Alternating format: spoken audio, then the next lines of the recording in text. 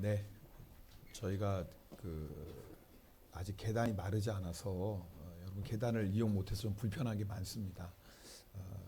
제가 이 말씀 드린 이유는 예배 은혜 잘 받고 가는데 엘리베이터 꽉 차도 못 탄다고 짜증 내시면 안 됩니다. 별거 아닌 거에 괜히 마음 상해서 은혜 쏟지 마시고 정말이에요. 또 엘리베이터 정원이 6명인데 좀 아침 많이 드시고 오면 5명밖에 못 하잖아요. 그러니까 괜히 기분 나빠질 수 있는데 정말이에요. 사소한 것에 마음 빼앗기지 마십시오. 오늘 이번 주만 오늘만 좀 불편하시면 됩니다. 예수님을 믿는 자에게는 영생이 있습니다. 예수님을 믿는 사람이라면 여기에 의의를 제기할 사람은 아무도 없습니다. 영생은 예수님을 믿는 자들의 가장 큰 소망입니다. 근데 문제는 뭐냐면 예수님을 믿는다고 하면서도 자신에게 영생이 있다고 확신 있게 말하지 못하는 사람이 있다라는 거예요. 예수님 믿습니까? 아멘. 자, 그럼 이제는 오늘 죽어도 천국에 갑니까? 그럼 아멘이 안 나와. 이상해요.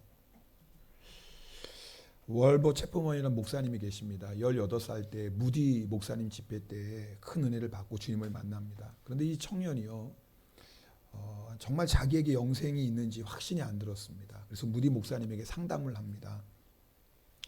무디 목사님이 그 월버 체프먼의 청년의 고민을 듣고 요한복음을 읽어보라고 합니다. 그래서 요한복음 5장 24절을 읽습니다. 준비됐나요? 자, 우리 말씀 같이 읽겠습니다. 앞에 보시고요. 요한복음 5장 24절. 내가 진실로 진실로 너희에게 이르노니 내 말을 듣고 또 나를 보내신 이를 믿는 자는 영생을 얻었고 심판에 이르지 아니하나니 생명으로 옮겼느니라. 자, 이 말씀을 읽은 다음에 무디 목사님이 이 체프먼에게 묻습니다. 너 예수를 믿니? 예, 믿습니다. 그러면 너 영생을 얻었니? 아니요. 그게 고민이에요. 그래? 그럼 다시 한번 읽어보자. 그리고 이 말씀을 다시 한번 읽습니다. 그리고 또 무디 목사님 묻는 거예요. 너 예수를 믿니? 아까 믿는다고 말했잖아요. 그럼 너 영생을 얻었니? 아니, 그게 문제라니까요. 거기에 확신이 없어요. 그래? 자, 그러면 다시 한번 이 말씀 읽어보자. 또 이 말씀을 읽었어요. 너 예수님을 믿니? 아, 믿는다니까요. 그럼 너 영생을 얻었니? 글쎄, 그게 문제예요. 그러자 무디 목사님이 호통을 쳤습니다. 하나님이 얻었다고 분명히 말씀하는데 네가 뭔 하나님이 말씀하신 것에 대해서 믿어진다 안 믿어진다 해. 성경이 하나님께서 예수님을 믿는 자에게 영생을 얻는다고 하셨잖아. 그렇죠. 오늘 요한복음 5장 24절 뭐예요? 하나님의 아들 믿는 자에게 뭐가 있다고? 영생이 얻었다고 분명히 말씀하잖아. 근데 그 무디 목사님의 호통을 듣는 순간 이 체프먼 청이 눈이 확 뜨인 거예요. 아, 그렇구나. 예수님을 믿으면 영생을 얻는 게 당연한 건데 내가 왜 그것을 의심했을까? 확신을 가지고 맞아. 내 안에 영생이 있는 게 분명해. 그리고 결국 신학교에 가서 목사가 되고 나중에 무디 목사님을 이어서 그 교회 담임 목사가 되죠. 여러분, 제가 오늘 이 말씀을 소개하는 이 청년과 같은 성도들이 있을 수 있다니까요.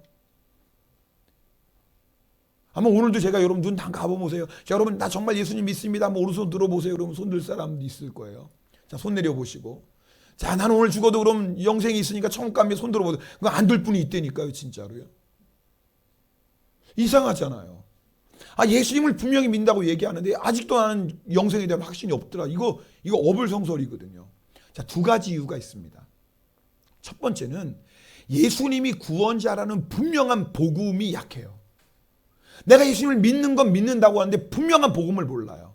확실한 복음을 몰라요. 그러니까 영생에 대한 확신이 없는 거예요. 여러분, 오늘 제가 이 첫 번째 원인, 복음에 대한 분명한 확신이 없는 분들에게 다시 복음을 설명합니다. 사실 오늘 요한 1서가 그것을 말씀합니다. 우리가 예수님을 그리스도라고 고백합니다. 기도할 때도 예수 그리스도의 이름으로 기도합니다 하죠. 여러분, 예수님은 말 그대로 이름이에요. 자기 백성을 죄에서 구원할 자란 뜻을 가진 이름이에요. 그 당시 예수님이라는 이름, 그 예수라는 이름은 아주 드문 이름은 아니었어요. 자, 그런데 중요한 건 그 다음에 그리스도라는 거예요. 여러분, 그리스도는 예수님의 직분을 설명해 주는 거예요. 여러분, 이 그리스도라는 뜻은 기름 부음 받은 자라는 뜻이에요. 한번 따라해 볼까요? 기름 부음 받은 자. 여러분 다 아시지만 제가 다시 한번 복음을 말씀드리는 거예요. 여러분, 구약시대 하나님께서 하나님의 사람을 택해서 쓰실 때, 하나님의 종으로 쓰실 때 반드시 그에게 기름을 부었어요. 그래서 왕, 선지자, 제사장은요 반드시 그 머리에 감람유, 기름을 부어서 이 사람은 나의 종이다 구별하셨어요. 특별히 기름 부었다라는 건 뭐냐면 성령이 임한 것을 상징해요. 자, 근데 구약시대의 이스라엘 백성들은요 특별히 하나님께서 자신들을 구원하시기 위해서 하나님께서 특별하게 기름 부어서 세워주시는 구원자가 올 것을 믿었어요. 여러분 그분을 이스라엘 백성들은 메시아라고 불렀어요. 메시아. 근데 이 메시아는 히브리어예요. 근데 이 메시아와 똑같은 의미가 헬라어로 뭐예요? 그리스도예요. 그러니까 메시아와 그리스도란 말은 똑같은 말이에요. 히브리 말로 메시아, 그리스도어로 그리스도. 그 뜻은 뭐예요? 기름 부음 받은 자, 구원자라는 뜻이에요. 그러니까 예수님이 어떤 분이에요? 우리를 구원하실 분이에요. 그러니까 우리가 예수님을 믿습니다라는 건 예수님이 구원자예요. 나를 죄와 사망에서 구원하시는 분이에요. 그러니까 정말 예수님이 그리스도임을 믿으면 영생 얻은 건 당연해요. 왜? 예수님 그분이 어떤 분이에요? 우리를 죄와 사망에서 구원하시는 분이에요. 여러분 죄와 사망은 한 짝이에요. 왜요? 우리가 죄를 졌기 때문에 사망이 우리에게 왔어요. 그러니까 우리가 이 사망에서 구원받아 영생을 얻으려면 무슨 문제가 해결돼야 돼요? 죄 문제가 해결돼야 되는 거예요. 그래서 예수님께서 우리의 죄를 위해서 십자가에서 죽으셨죠. 여러분 이 예수님의 죽음과 구원의 원리를 구약에 가장 잘 보여주는 게 유월절이에요. 여러분 유월절 여러분 아시잖아요. 이스라엘 백성이 이집트 땅에 종으로 있었어요. 하나님이 애굽 땅에 있던 그들을 구원해 내시는데 바로가 보내질 않아요. 그래서 애굽 땅에 10가지 재앙을 내리십니다. 그 10가지 재앙의 마지막 재앙이 뭐죠? 장자의 심판이에요. 여러분 제가 이 말씀을 들 때 꼭 설명합니다. 부연 설명. 오해하지 마세요. 하나님이 이스라엘 백성 구원하려고 죄 없는 애굽 사람을 죽인 게 절대 아니에요. 하나님이 죄의 심판이 무엇인지를 애굽 땅에 그대로 보여주시는 거예요. 세상에. 자, 그럼 이스라엘 백성은 죄인이에요? 죄인이 아니에요? 죄인이죠. 똑같이. 그럼 이스라엘 백성도 장자의 심판 받아야 돼요? 안 받아야 돼요? 받아야 돼요. 이거는 애굽 사람이든 이스라엘 백성이든 모든 사람은 다 죄인이기 때문에 다 사망의 심판을 받아야 돼요. 그런데 하나님이 그 이스라엘 백성이 사망의 심판을 받지 않는 유일한 방법을 하나 알려주세요. 그게 뭐예요? 어린 양을 잡는 거예요. 그래서 그 어린 양을 잡아서 문 임방 좌우 문설주에 발라요. 요즘 말로 하면 대문이 있으면 대문에 왁구 있잖아요. 그죠? 대문에 보면 항상 여기 대문 쉽게 그렇게 이해하시면 돼요. 문 임방과 좌우 인설주에 발랐어요. 어린 양의 피를. 자, 그러면 여호와의 사자가 이제 심판을 하시는데 여러분 애굽 사람 당연히 어린 양의 피를 안 발랐으니까 사망의 심판 받죠. 그러나 이스라엘 백성도 예외가 아니에요. 죄인이니까. 그런데 이스라엘 백성 집을 딱 심판하려고 하는데 뭐가 있어요? 거기에 어린 양의 피가 있는 거예요. 그래서 피를 보고 뭐 했어요? 사망의 심판이? 그게 유월이에요. 유월은 또 넘어간다는 뜻이에요. 넘어간다. 유월. 넘어간다는 뜻이에요. 자, 그런데 조건이 있어요. 아무 어린 양에나 하면 안 돼요. 흠이 없어야 돼요. 흠이 없는 어린 양의 피를 발라야 돼요. 자, 이 어린 양은 누구를 상징하죠? 예수 그리스도. 여러분 다 아죠. 그래서 세례 요한이 요한복음 1장에 보면 예수님을 보고 뭐라고 말합니까? 보라, 세상 죄를 지고 가는 하나님의 어린 양이다 그랬어요. 여러분, 예수님은 하나님이세요. 왜 그러냐면 하나님이셔야지 우리를 구원할 수 있어요. 여러분, 이 세상에 있는 사람은 절대 어느 누구도 구원자가 될 수 없어요. 왜요? 다 죄인이잖아요. 죄인이 어떻게 죄인의 죄를 구원합니까? 죄인은 자기 죄로 죽을 수밖에 없는 그 죄인이 어떻게 다른 사람을 죄에서 구원할 수 있어요? 죄 없는 자만이 다른 사람의 죄를 담당할 수 있어요. 근데 이 세상에 있는 모든 사람은 다 죄인이잖아요. 그러니까 죄 없는 분이 오셔야 돼요. 하나님은 죄가 없으세요. 그분은 거룩하신 분이에요. 그러니까 죄가 없으신 하나님만이 구원자가 되실 수 있는 거예요. 그래서 예수 그리스도, 예수님이 우리의 구원자가 되실 수 있는 이유는 예수님이 하나님이시기 때문에 그래요. 자, 그런데 또 한 가지 중요한 게 있어요. 피를 흘려야 되거든요. 여러분, 왜 이 피가 중요하냐면 레위기 말씀 보면, 이 말씀 우리 함께 읽을까요? 준비됐나요? 레위기 17장 11절에 보면 같이 읽겠습니다. 육체의 생명은 피에 있습니다. 내가 이 피를 너희에게 주어 제단에 뿌려 너희의 생명을 위하여 속죄하게 하였. 그 다음요. 생명이 피에 있으므로 피가 죄를 속하는. 이 너무나 중요한 말씀이에요. 여러분 예수님이 왜 다른 죽음이 아니라 왜 십자가에서 피 흘리는 죽음을 하셨을까요? 생명이 어디에 있다고요? 피에 있어요. 자, 하나님은 영이세요.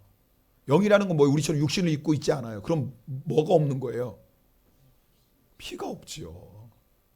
지금 무슨 말씀인지 아시겠어요? 자, 우리가 죄를 졌어요. 죄의 값으로 뭘 지불해야 돼요? 생명을 지불해야 돼요. 생명을. 자, 구약 시대는 짐승의 제사를 드려요. 여러분 내가 죄를 지면 양을 끌고 오는 거예요. 그리고 양 위에 제가 안수합니다. 자, 구약 시대 제사예요. 안수할 때 나의 죄를 양에게 전가시켜요. 원래 누가 죽어야 돼요? 내가 죽어요. 왜? 죄는 누가 졌으니까. 그럼 우리 목숨 1000개 10,000개 뭐 나만 하겠습니까? 그죠? 그러니까 나의 죄를 어린 양에게 전가시켜요. 그리고 그 어린 양이 피를 흘려 죽습니다. 그 피를 흘린다는 건 뭐예요? 나의 생명을 누가 대신한다? 어린 양이 대신하는 거예요. 피에 생명이 있기 때문에 피를 흘리는 거 돈 뭐예요? 내가 버려야 될 생명을 어린 양이 대신 버려서 나의 죄를 대신하는 거예요. 근데 구약 제사에 문제가 있네요. 완전한 제사가 아니에요. 왜요? 사람 죄는 누가 졌어요? 사람이 졌어요. 그럼 누구의 피를 흘려야 돼요? 사람의 피를 흘려야지. 그래서 구약 시대의 제사는 불완전한 거예요.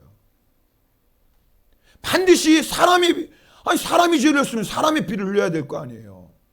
그래서 예수님, 하나님이신 그분이 사람이 되셨어요. 피를 흘리셔야 되니까요. 생명은 피에 있어요. 그래서 우리 죄를 속하기 위해서 반드시 뭐를 흘려야 돼요? 피를 흘리셔야 돼요. 여러분 제가 오늘 여러분에게 왜 예수님이 하나님이셔야 되고 우리의 구원자가 되시는 예수님이 왜 하나님이셔야 되는지, 죄가 없어야 되니까요. 그래서 하나님이 직접 오셔야 되는 거예요. 이 세상에 있는 사람 다 죄인이니까 죄를 담당할 수가 없어요. 죄 없는 하나님만이 우리의 죄를 담당하실 수 있어요. 그러나 왜 예수님이 그럼 하나님으로 그냥 오시지? 아니 하나님은 죽으실 수가 없잖아요. 하나님은 피를 흘릴 수가 없잖아요. 왜요? 하나님이 정하셨다고요. 생명이 피에 있기 때문에 피가 죄를 속해요. 피를 흘리시면 하나님이 사람이 되셔야 돼요. 그래서 오늘 본문 말씀 보면요, 예수님이 그리스도인 증거를 말씀합니다. 자, 오늘 6절부터 9절까지인데 우리 함께 읽겠습니다. 오늘 본문 6절에서 9절까지. 자, 같이 읽겠습니다. 이는 물과 피로 임하신 이시니 곧 예수 그리스도시라. 물로만 아니요 물과 피로 임하셨고 증언하는 이는 성령이시니 성령은 진리니라. 증언하는 이 셋이니 성령과 물과 피라. 또한 이 셋은 합하여 하나이니라. 만일 우리가 사람들의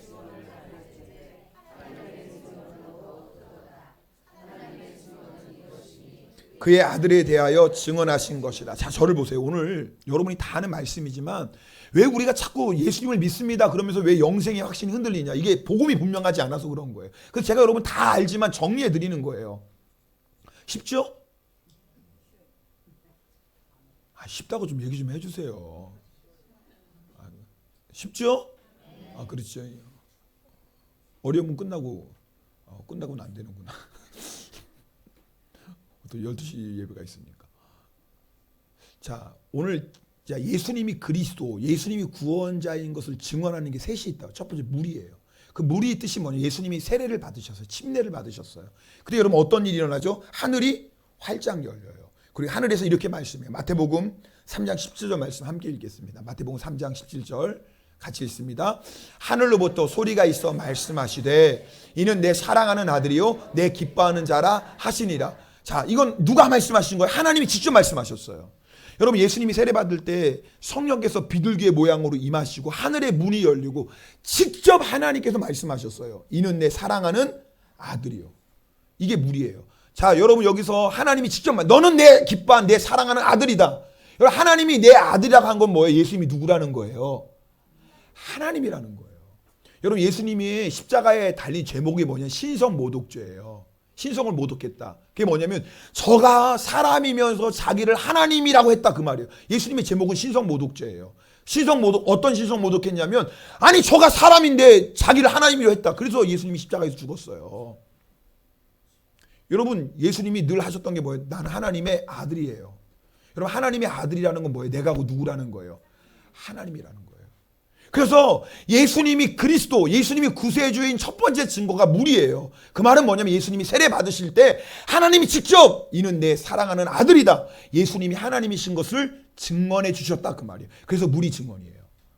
이해하시겠죠? 자, 그럼 피는 뭐겠어요? 예수님이 구원자가 되시려면 반드시 사람이셔야 돼요. 그죠? 그래야지 우리를 위해 속죄의 피를 흘려주시죠. 그래서 피가 두 번째 증언이에요. 여러분 그 당시 영지주의자는 뭐예요? 예수님이 예수님이 십자가에서 죽으신 건 하나님이 죽은 게 아니라고 그랬어요. 무슨 말이냐면 예수님이 세례 받을 때 하나님의 영이 임하셨는데 성령이 임하셨다가 십자가에 죽으실 때는 그냥 떠났다 그 말이에요.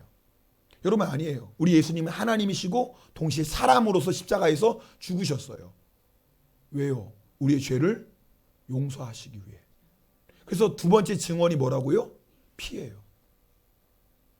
예수님이 그리스도인 증거, 예수님이 바로 하나님이시고 피를 흘렸다는 건 예수님이 누구라는 거예요? 사람이라는 증거 아니겠어요? 그러니까 예수님이 우리의 죄를 속죄하시는 속죄주, 구세주가 되실 수 있는 것은 예수님이 반드시 하나님이셔야 되고 또한 예수님이 동시에 뭐예요? 사람이셔야 돼요. 자, 오늘 좀 딱딱하지만 여러분이 복음을 제가 설명했어요. 자, 그런데 이 예수님의 물, 예수님의 피, 예수님이 하나님이시고 동시에 예수님이 사람이신 것을 우리에게 믿게 하시는 분이 누구예요? 성령. 그래서 증언하시는 분이 세 분인데 물과 피와 성령이다. 자, 오늘 여러분 우리가 예수님을 나의 주님입니다 고백하는 건 누구의 역사예요? 성령의 역사예요. 여러분이 예수님을 나의 주님입니다 고백하는 건 절대 우리의 생각이 아니에요. 누가 하시는 역사예요? 성령의 역사예요. 성령이 아니고는 누구든지 예수를 그리스도라고 하실 수 없어요. 자, 그러니까 절 보세요. 자, 지금 여러분이 나 예수님을 분명히 믿습니다라고 고백하는 건 누구의 역사인 거예요? 성령님의 역사예요. 성령님이 내 안에서 역사하시기 때문에 우리가 예수님을 주님으로 고백해요. 자, 그럼 성령님이 그 마음에 역사하실 수 있는 건 왜요? 예수님이 우리 안에 계시다는 증거. 왜요? 예수 그리스도를 믿는 자 안에 누가 오시니까요? 성령이 오시니까. 자, 그러니까 여러분이 예수님을 주님으로, 예수님의 물, 피, 예수님이 하나님이시오, 예수님이 사람이신 것을 여러분이 정말 믿고 고백하는 것은 성령님의 역사요. 여러분이 그렇게 예수님이 정말 나의 주님입니다라고 고백할 수 있다는 건 우리 안에 누가 계시기 때문에 그래요. 예수님이 계시다라는 또한 증거이기도 해요. 성령님이 계시다는 건 누가 계시는 거예요? 예수님이 계신 거니까요. 자, 그럼 예수님이 계시다는 건 내 안에 누가 있는 거예요? 성령이 계신 거고 영생이 있는 거죠. 오늘 12절 말씀 읽겠습니다. 오늘 본문 12절입니다. 12절 같이 읽겠습니다. 시작.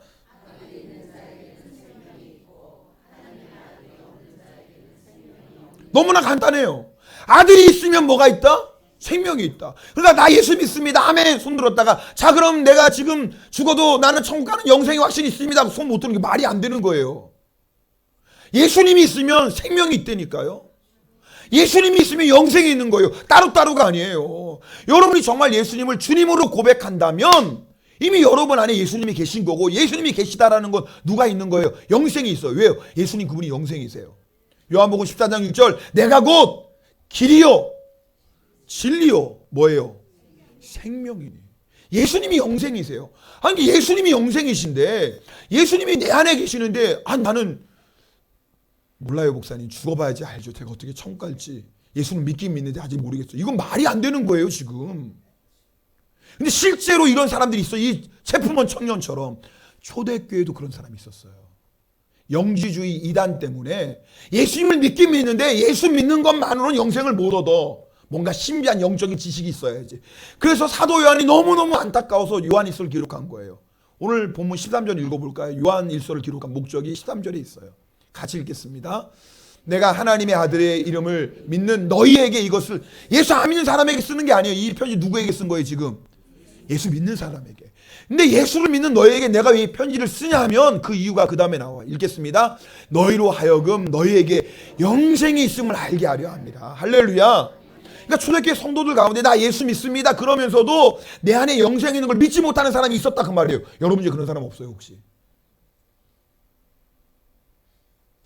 예수님 믿는다고 하면서도 여전히 구원의 확신이 없어. 예수님 믿는다고 분명히 고백하면서도 죽어봐야 알아. 이건 말이 안 되는 거예요 여러분. 복음을 정확히 하셔야 돼요.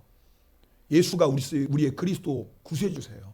예수님 그분 하나님으로서 죄 없는 제물이 오셔서 피 흘려 죽으심으로 말미암아 우리를 죄에서 구원하셨어요. 그 예수를 믿는 자는 영생을 얻었다. 왜요? 예수님 그분이 뭐예요? 영생이시니까. 예수님 그분이 생명이시니까. 자, 그런데 두 번째가 중요해요. 첫 번째는 제가 여러분이 다 아는 말씀이지만 한번 정리했어요. 목사님 뭐 아는 걸 다 얘기하시네. 맞아요. 여러분 다 아시는 거지만 그러나 다시 한번 복음을 설명해서요. 근데 두 번째. 자, 우리가 예수 믿는 것은 영생을 얻은 건데 그것은 죽어서 가는 천국만을 말하지 않아요. 여러분 영생의 뜻이 뭐예요? 말 그대로 영원히 산다예요. 그죠? 영원히 산다. 근데 여러분 그것은 반쪽만 맞아요. 여러분 천국에서만 영원히 사는 거 아니에요? 지옥에서도 영원히 사는 거 아시죠? 모르셨나요? 지옥에서도 영원히 살아요. 지옥은요 구더기도 안 죽어요. 여러분 왜 지옥이 고통스러운지 아세요? 지옥의 심판이 억만 년 후에 끝나면 다행이에요. 천국에서도 영원히 살지만 지옥에서도 영원히 살아요. 영원히 심판을 받아요. 그러니까 영생하면 영원히 산다 그렇게 얘기한 건 틀린 건 아니지만 맞는 것도 아니에요. 영생은 뭐냐면 하나님과 함께 예수님과 함께 영원히 사는 거예요. 강조점이 영원히 산데에 있는 것이 아니라 누구와 함께 강조점이 있어요. 자, 요한복음 17장 3절 말씀 읽겠습니다. 자, 다 같이 읽겠어요. 자, 시작. 영생은 곧 유일하신 참 하나님과 그가 보내신 자 예수 그리스도를 아는 것이. 예수님이 정확히 영생이 뭐냐? 영원히 사는 거다. 예수님이 그렇게 말씀하셔요. 영생이 뭐냐면 하나님을 아는 것이고 예수 그리스도를 아는 것이다. 여기서 안다는 건 뭐예요? 친밀한 교제를 한다고 분명히 말씀드렸어요. 영생이 뭐예요? 주님을 더 알고 주님과 날마다 교제하는 거예요. 그게 뭐예요? 영생이에요. 자, 그러다고 한다면 여러분 우리가 예수 믿고 영생을 얻었다라는 것은 죽어서 천국 가는 것만을 의미하지 않아요. 이미 우리 안에 뭐가 있어요? 영생이 있잖아요. 그럼 내가 영생을 얻었다라는 건 뭐냐면 여러분이 지금 바로 이 순간에 영생이신 주님과 날마다 뭐 하는 거예요? 동행하시는 거예요. 영생의 강조점은 장소가 아니에요. 우리가 자꾸 영생을 죽어서 천국 가는 걸로 생각하니까 이 세상에서 유혹이 앞에 오면 무너지는 거 아니에요? 우리가 영생을 자꾸 죽어서 천국 가는 걸로 하니까 이 세상에 고난이 환난이 오면 무너지는 거 아니에요? 2주 전인가 그래요. 제가 무슨 일 하는데 이게 자꾸 이게 걸리는 거예요. 컴퓨터 뭐 하는데 이 짜증이 나잖아요. 자꾸. 나도 모르게 이게 짜증이 확 냈어요. 혼자. 그러다가 주님 죄송해요. 금방 나왔어요. 여러분 사실 예수님이 거기 계시면 제가 그렇게 아무리 짜증날 상황이라도 그러겠어요? 그러잖아요. 아니 이번에 우리 방송공사 오시는데 우리 권사님들이 믿음이 좋으세요. 원래 이제 목요일도 계속 비가 오고 금요일도 비가 오고 그러는데 그 방송공사 하시는 분이 비 안 온다고 뭐 걱정하지 말고 막 그러면서 금요일 날 또 이제 방수패들 다 칠하고 온천 이제 미리 갔다 오시면서 저한테 그러는 거예요. 목사님 비 오지 않게 기도하세요. 비 안 오게. 믿음이 좋으신 건지 나를 협박하시는 것인지 제가 어떻게 비를 내리고 제가 믿음이 좋으신 거예요. 저한테 그러고 그냥 자기는 룰을 하려고 온천 갔어요. 그럼 저는 완전히 부담 아니에요. 왕부담. 그러니까 이 주일 준비하면서 주여 이 비가 안 오게 해주세요. 이거 비가 자기는 목욕탕 가서 편안히 목욕하면서 이거 나한테 완전히 목사님 비 안 오면 기도하세요? 목사님 기도하면 비 안 옵니까? 이게 완전히 그래가지고 제가 완전히 그날 계속 완전히 화살기도 안 주여 이 비가 안 오게 해주세요. 주여 이 비 창문 보고 비가 오나? 진짜요? 이거 완전히 이거 그래 제가 깨달은 게 있어요. 이게 믿음이구나. 여러분 정말 주님이 영생의 주님이 나와 함께 하시는 걸 믿습니까? 그럼 이렇게 사는 거예요. 예수님 이거 문제가 큰일 났네. 이거 안 되면 안 돼요. 예수님 아시죠? 이거 해결하셔야 돼요. 우린 룰루랄라야. 지금 무슨 말씀인지 알겠어요? 주님이 바뀌었으니까. 그럼 주님이 예수 봐라. 지는 놀고 나한테 맡겼네. 그럼 주님이 뭐라고 그래? 이거 해야 되겠네. 이거 안 되겠네. 참 얘 믿음도 대단하네. 어떻게 나를 이렇게 잘 믿지? 이거 해야 되겠네. 여러분 우리가 왜 영생의 주님을 내 안에 모시고 살면서 왜 영생의 확신이 흔들리지 않아요? 영생을 누리지 못해요. 이게 영생을 누리는 거예요. 여러분 죽어서만 가는 천국이 아니에요. 이 땅에서도 영생을 누릴 수 있는 것은 영생의 주님이 지금 나와 함께 계세요. 그러니까 어려운 일 만나고 답답한 일 만나고 두려운 일 만나면 어떻게 하면 돼요? 내 안에 계신 영생의 주님께 맡기는 거예요. 그리고 나는 뭐예요? 룰루랄라. 그게 천국을 누리는 거예요. 물론 슬픔이 있죠. 여러분, 죄악 많은 세상인데 왜 슬픔이 없겠어요? 그러나 아세요? 영생의 주님과 함께하고 영생을 누리는 성도는 슬픔도 기쁨으로 바뀌어요. 여러분, 왜 고난이 없겠어요? 여러분, 죄악이 관영하고 여러분, 하나님을 대적하는 세상에서 경건하게 살고자 하는 자는 핍박받는다고 그랬어요. 그러나 여러분 아십니까? 영생의 주님과 함께하고 영생을 누리는 성도는요, 그 어떤 고난 속에서도 주님 주시는 평강을 누립니다. 초대교회 성도들 예수 믿는 것 때문에 뭐예요? 재산도 빼앗기고 심지어는 옥에 갇혔어요. 여러분, 옥에 갇혀도 누구는 함께 계세요? 영생의 주님 함께 계세요. 그럼 옥에서도 뭘 누릴 수 있는 거예요? 영생, 천국을 누릴 수 있다니까요. 죽어서만 가는 천국이 아니에요. 천국의 정의 말씀드렸잖아요. 하나님과 예수님과 교제하는 곳, 그분과 함께 있는 곳이 바로 천국의 삶이에요.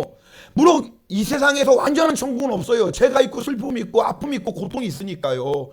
중요한 건 천국의 핵심은 누구와 함께하는 것? 주님과 함께하는 것. 자, 옥에 갇혔지만 그곳에 누구도 함께 계세요. 주님과 함께.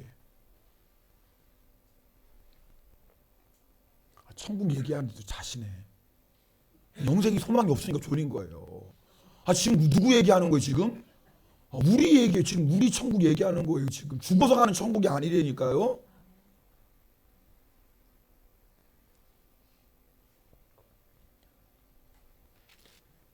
그곳 안에서도, 감옥 안에서도 천국을 누려요.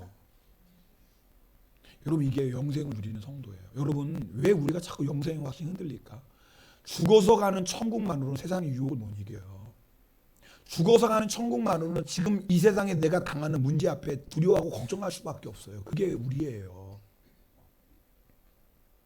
여러분, 영생을 누리는 성도가요, 어떤 상황 속에서도, 심지어는 옥에 갇혀서도요, 영생을 누립니다. 예수님께서 요한복음 10장 9절에 아주 중요한 말씀을 하셨어요. 우리 이 말씀 함께 읽어보겠습니다. 요한복음 10장 9절입니다. 같이 읽겠습니다. 시작.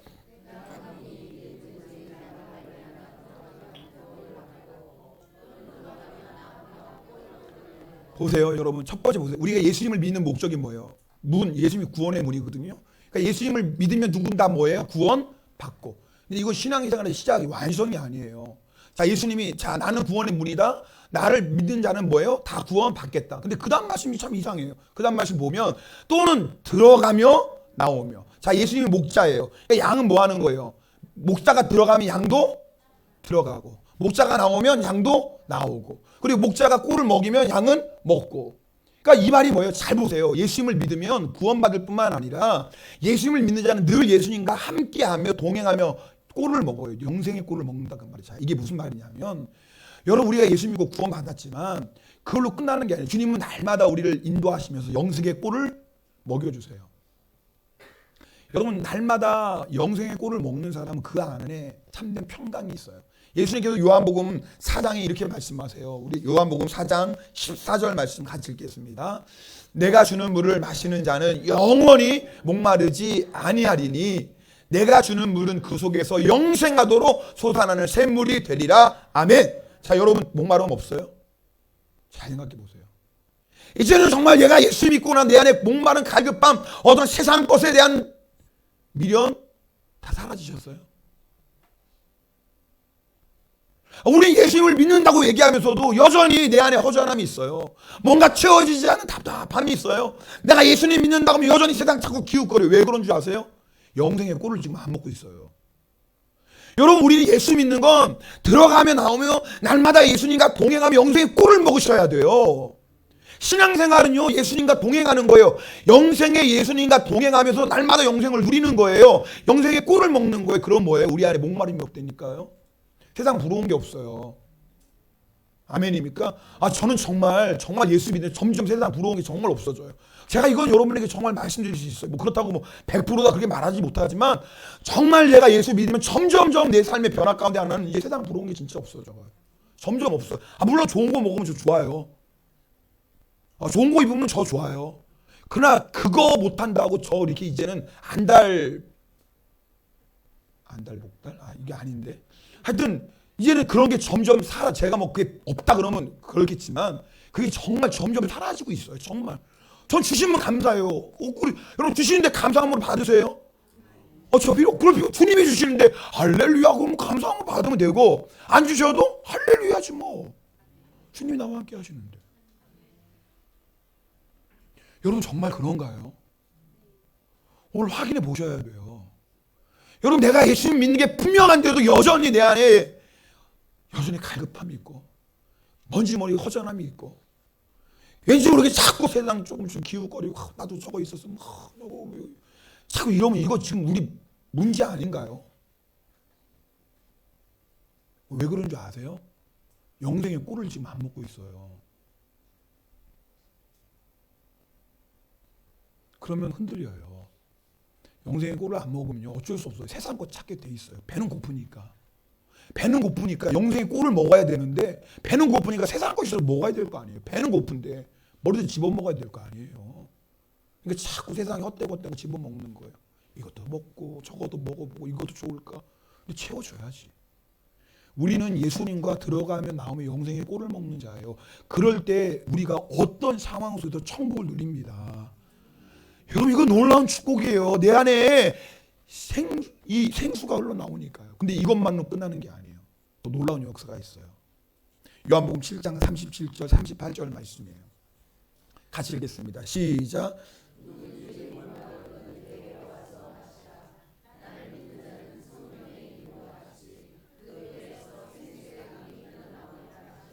저를 보세요. 여러분 문제가 큰 게 아니에요. 왜냐면 잘 들으셔야 돼요. 문제가 큰 게 아니라 내가 영생의 꼴을 안 먹기 때문에 그 문제를 감당할 수 있는 힘이 없어요. 영생의 힘이 없어요. 여러분 유혹이 강한 게 아니에요. 이거 잘 들으셔야 돼요. 유혹이 강한 게 아니에요. 영생의 꼴을 안 먹으면 세상이 유혹이 될 수밖에 없어요. 자, 그런데 우리는 주님과 동행하면 영생의 꼴을 먹는 그저 나 혼자 만족하는 걸로 끝나는 게 아니에요. 요한복음 4장은 내 심령을 만족해 하는 영생의 꼴이에요. 근데 여러분 요한복음 7장은 나 혼자 만족하는 걸로 끝나지 않아요. 여러분 보세요. 내가 예수님과 동행하며 영생의 꼴을 먹고 내 안에 참된 평강을 누리는 게 영생의 축복이에요. 근데 성경은 영생의 축복만을 말하는 게 아니에요. 설교 제목은 영생의 축복과 영생의 능력이에요. 영생의 능력이 있어요. 그게 뭔지 아세요? 우리 안에 영생, 생명이 있어요. 예수 생명이 있다고요. 여러분 절대 아무리 어둠이 강해도 어둠 빛을 이길 수 없습니다. 아무리 거짓이 진짜처럼 보여도 절대 진리를 이길 수가 없어요. 아무리 미움의 영이 강해도 미움의 영은 절대 사랑의 영을 이길 수가 없어요. 똑같아요. 아무리 어둠의 영, 죽음의 영이 아무리 지옥의 권세가 강한 것 같아도 죽음의 영은 생명의 역사를 이길 수가 없어요. 지옥의 권세는 천국의 권세를 이길 수가 없어요. 이게 무슨 말이냐면 우리 안에 천국이 임했어요. 영생이 임했어요.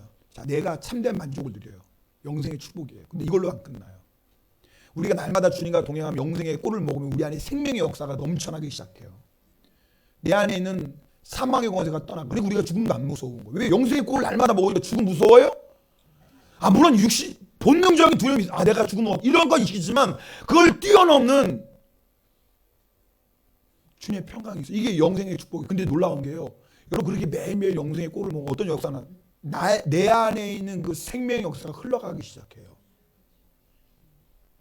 다시요.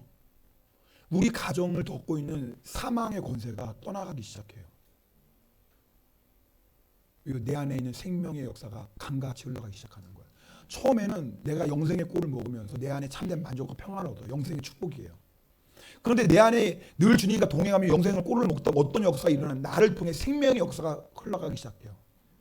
가정을 뒤덮고 있고 가정을 사로잡고 있는 걱정과 염려와 두려움이 떠나가고 사망의 영이 떠나가기 시작해요.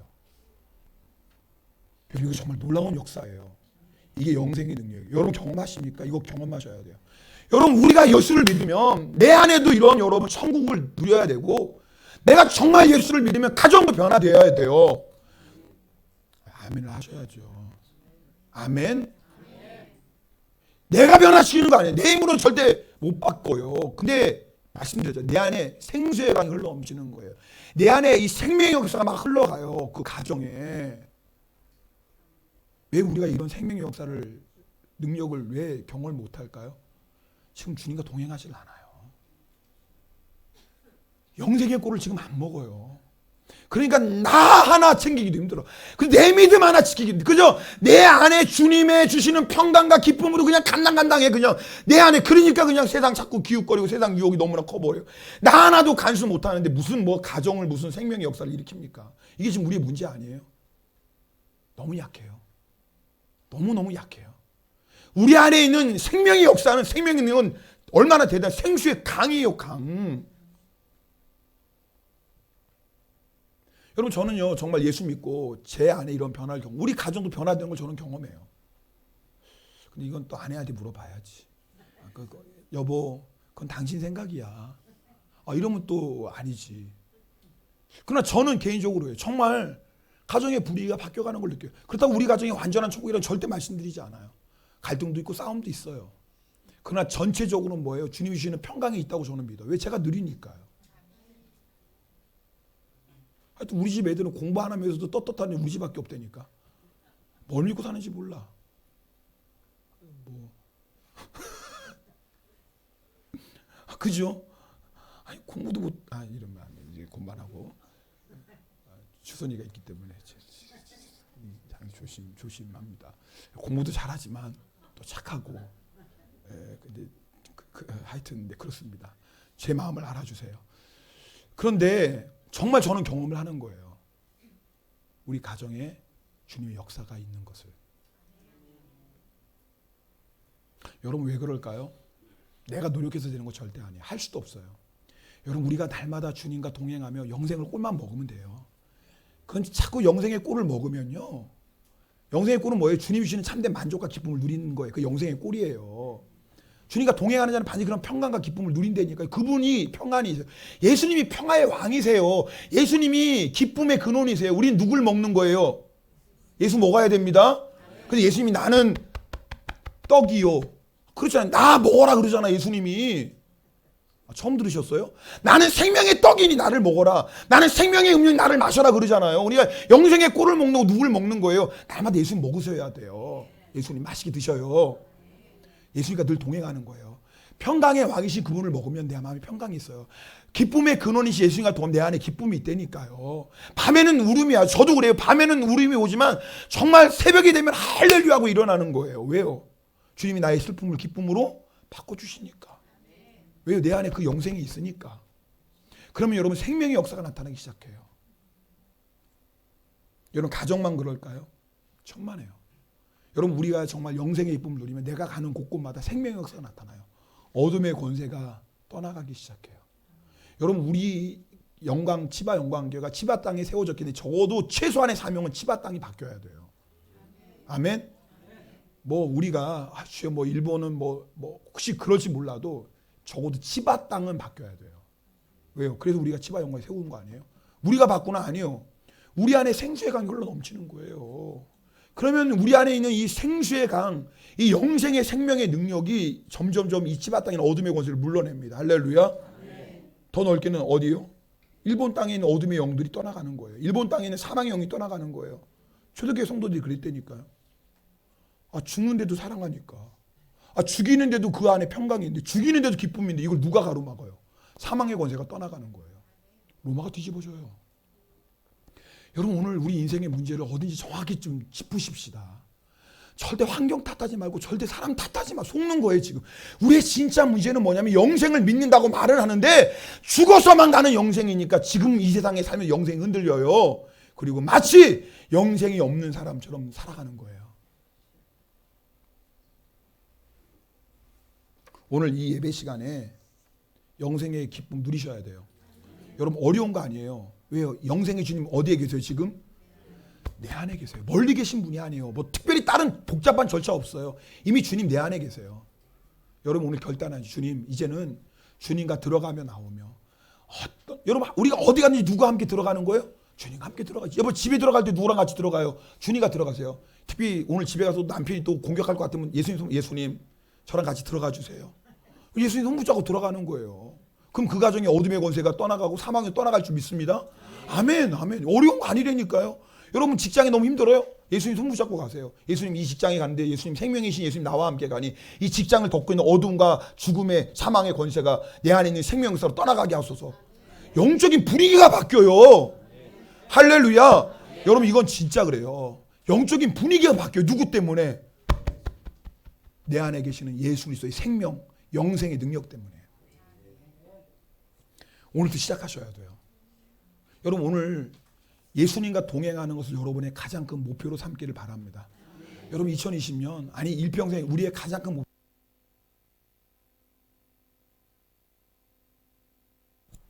네, 예수님과 동행하는 거예요.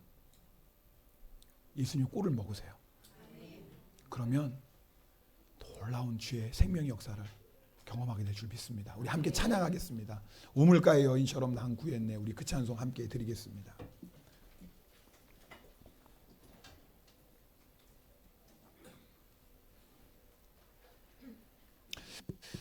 여러분 우리가 지금까지 우물가의 여인처럼 주님 몰랐을 때는 그렇죠. 우물가의 여인처럼 구하고 살았어요.